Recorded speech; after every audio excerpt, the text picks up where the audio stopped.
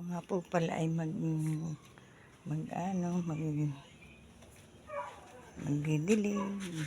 Tuwing umaga, nagdidilig ako ng halaman. Ito po. Kasi po ayoko mamatay yung aking mga halaman. Palagi po, araw-araw po yan, dilig. Yung mga halaman ko yan.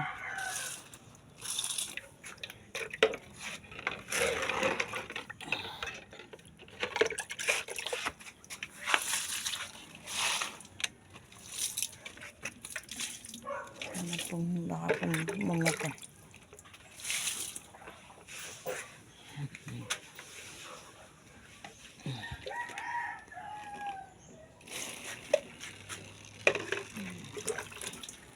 Dilig po.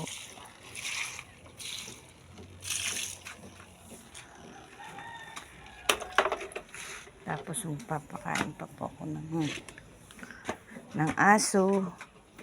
Aso ko. Aso kong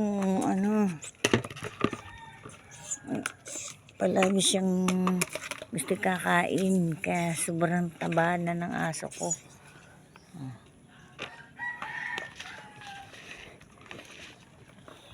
Maski wala pong ulam yan, nakain yan. Aso ko yan.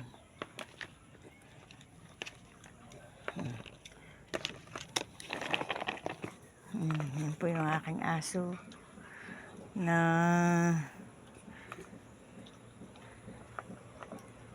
kumain, bumatok. Ito po yung pusa ko. Palagi pong nasunod sa akin yung pagpapakain. Tapos bibigyan ko po yung isa kong pampusa din sa likod ng bahay na kasi po kaya nakatali ay naalis po siya,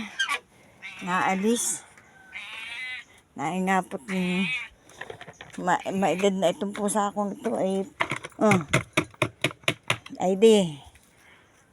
siya po may nakain din nalingon pa po sa akin pag nagpapakain ako. Ito po yung aming lugar. May mga tanim-tanim kami kaunti dito, papaya, saging. Yan po Tapos po ay mahinog na po pala yung saging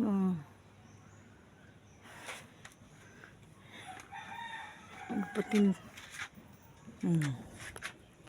Yan po.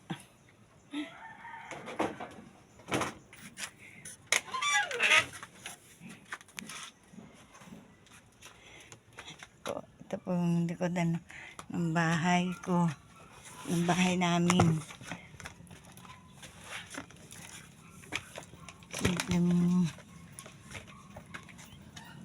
Simpleng bahay.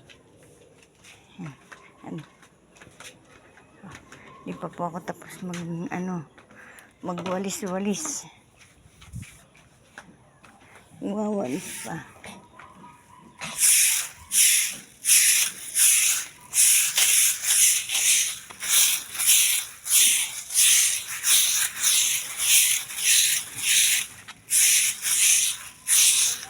Parang po maraming damo at mga malaglag po